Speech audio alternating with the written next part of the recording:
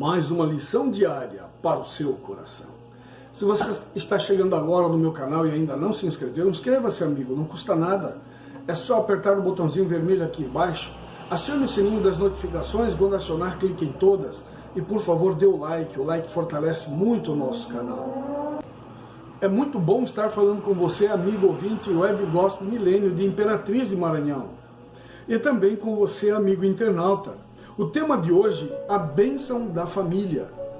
Veja, a questão lá no começo, entre Esaú e Jacó, era quem iria receber a bênção da família. Jacó escolheu a bênção da família. Esaú recusou, trocou a bênção da família por um prato de lentilha. Então agora Jacó estava assumindo a sua posição na questão de levar avante a aliança que Deus fizera com Abraão, seu avô. Depois continuou com Isaac, seu pai, e agora ele era o responsável. Para Jacó, os últimos 7 anos de exílio foram difíceis. Labão, seu tio, mudou seu salário 10 vezes. E mesmo assim, Deus ainda o abençoou. Essa sessão constitui o centro da história de Jacó. E é interessante que termina com a frase: Deus fez com que ela fosse fecunda. Lia era a esposa que Jacó recebeu por engano. Provavelmente Raquel, sendo a mais nova, se desfazia de Lia, por ser a mais velha, e talvez não tão formosa e bela como ela. Então agora Lia tornou-se desprezada pelo seu esposo, pela sua irmã. E agora Deus se compadeceu de Lia e a fez dar filhos. 5 filhos deu Lia para o seu esposo. E cada vez que ela dava um filho, então ela dizia: agora meu esposo vai ficar mais comigo. Ah, agora meu esposo será meu. Ah, já dei 5 filhos. E aí o que acontece? Raquel também se torna humilhada pelo fato de não poder dar filhos. E agora Deus abre a madre de Raquel também. E ela consegue dar filhos para Jacó. Porém, antes disso, ela deu suas servas para Jacó. Lembram de Sara? Fez a mesma coisa com Abraão. E agora Raquel faz a mesma coisa com Jacó. Não era da vontade de Deus. Isto não é aprovado por Deus. Mas Raquel se apressou, adiantou o processo, o que ela não deveria ter feito. Mas Deus se lembra dela. Em Gênesis 29, 31, até o capítulo 30, versículo 22, mostra o sentido do que se passa nesse contexto, onde Lia é humilhada, Deus dá filhos. Aí Raquel é humilhada e Deus dá filhos. Ele permitiu que as coisas ficassem assim, não que era da vontade dele. Deus viu que Lia era desprezada, ele honrou com filhos, em bênçãos. Mesmo Lia fazendo a trama toda, fazendo parte da trama, não é? De passar rasteira em Jacó e também em Raquel. Porque Jacó trabalhou por Raquel, não por Lia. Mas na realidade, esse primeiro filho que Lia deu para seu esposo, ela deu o nome de Simeão. Por quê? Vem do verbo chamar, do hebraico, ou em português quer dizer ouvir. Ou seja, Deus ouviu o seu clamor e Deus deu um filho. E ela ficou muito satisfeita. A profundidade e a humilhação de sua dor, e portanto teve pena dela, assim como tinha ouvido a aflição de Agar lá no deserto. Deus ouviu também. E agora Deus ouve a Lia. Mas também atende a Raquel. É isso que eu acho interessante. Deus, ele não se deixa por escarnecer. E nem também gosta que as pessoas desprezem ou debochem de outras pessoas. Amigos, não é porque o Brasil hoje está considerando o deboche uma coisa boa que quer dizer que é verdade e é de acordo com a vontade de Deus. Não é. O deboche é o contrário do sorriso e da felicidade. O sorriso e a felicidade foi criada por Deus. O deboche, a zombaria que o pessoal hoje acha que é o certo, veio do diabo. Isto não faz parte de Deus. E Deus não aprova isso. Por isso, Jacó tinha uma religião. É interessante observar que é nessa pedra, onde Jacó estava deitado no caminho, colocou a pedra debaixo da sua nuca. Agora é nessa pedra o lugar em que estava a escada, que Jacó encontrou sua religião. Lembram que ele ergueu a pedra e fez ali então um altar. Esta pedra simboliza a presença de Deus. E ele fez ali, plantou ali a sua religião. Ele identificou essa pedra como a casa de Deus, conforme está em Gênesis 28 e 22. A pedra significava a certeza da conexão entre o céu e a terra, conforme está em Gênesis 28, 12. Jacó se comprometeu a construir um lugar de adoração, um santuário que iria testemunhar disso. Seu voto foi uma resposta à proteção divina no caminho de volta à terra prometida. Jacó também se comprometeu a dar o dízimo em resposta à dádiva divina de pão e roupas. A religião de Jacó, sua adoração e fidelidade são, portanto, descritas como uma resposta aos atos de graça de Deus, e não como um meio de obter os favores dele, favores futuros. Jacó respondeu por meio da adoração, pois o Senhor era seu Deus pessoal. E porque o Deus celestial desceu e se conectou com a terra.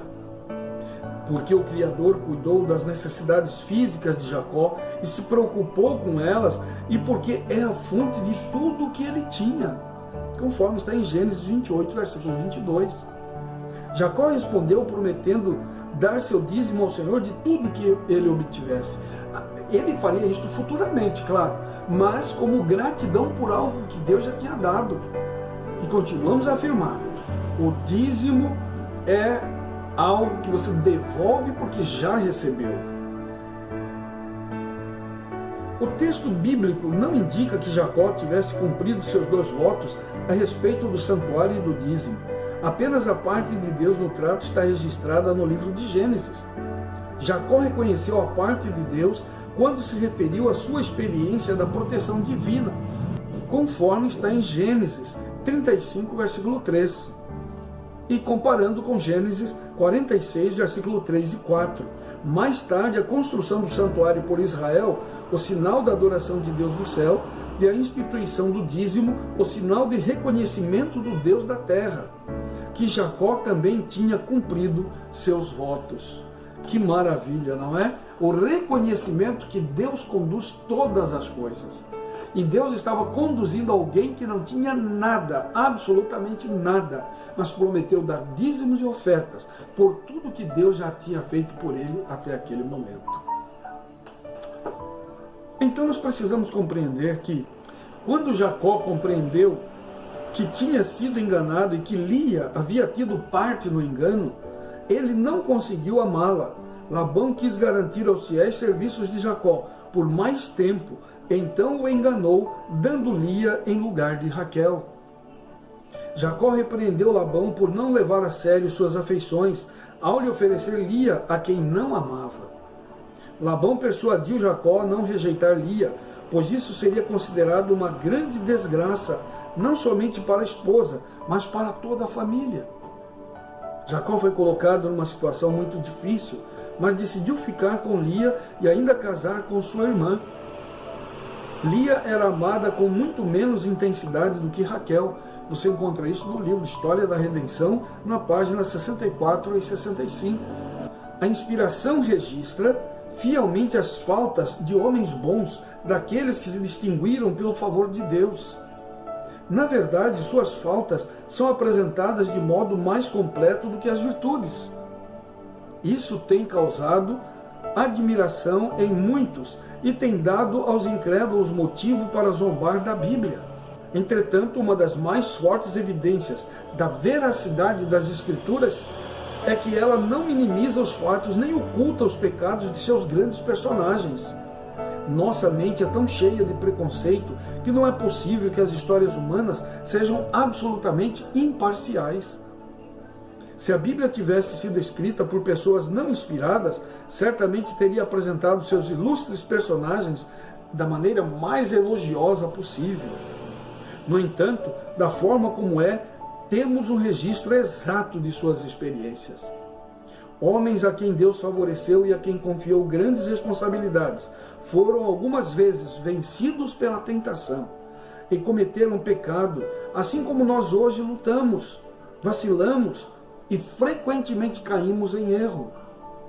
Sua vida, com todas as falhas e imprudências, está exposta diante de nós, tanto para nosso encorajamento quanto para nossa advertência. Se eles fossem retratados como pessoas sem faltas, nós, com nossa natureza pecaminosa, poderíamos nos desesperar diante de nossos erros e fracassos. Entretanto, ao ver como outros lutaram em meio a desânimo semelhante aos nossos, como caíram em tentação como nós caímos, e como apesar disso se levantaram e venceram pela graça de Deus, somos motivados em nosso esforço para alcançar a justiça. Embora algumas vezes tenham sido vencidos, eles se registram e foram abençoados por Deus. Da mesma forma, nós também podemos nos tornar vencedores no poder de Jesus. Por outro lado, o registro da vida de cada um deles pode servir de advertência para nós. Ele mostra que Deus de maneira nenhuma considerará inocente aquele que for culpado. Ele vê o pecado em suas mais favorecidas e lida com suas falhas, até com mais severidade, que naqueles que têm menos luz e responsabilidade, conforme está no livro Patriarcas e Profetas, páginas 197 e 198. Somos inteiramente dependentes de Deus, e nossa fé é fortalecida por ainda crermos, mesmo quando não conseguimos ver seus desígnios ao lidar conosco, nem as consequências disso. A fé aponta para frente e para cima, as coisas por vir, lançando mão do único poder que nos pode fazer completos nele. Que se apoderem da minha força e faça paz comigo, declara Deus. Sim, que faça paz comigo, conforme está no livro Isaías 27, versículo 5, e no livro Temperança, na página 195. Não importa até onde você foi no pecado, amigo ouvinte e amigo internauta. Não interessa se estamos agora no pecado. Se você se levantar e falar: Senhor, estou arrependido de coração, não vou mais cometê-los, Deus o perdoará. E Ele vai olhar com você como se nunca tivesse pecado na sua vida. Amigo ouvinte e amigo internauta, creia nisso. Deus é o restaurador de sonhos e Ele quer salvar a mim e a você. Pense nisso. Vamos orar.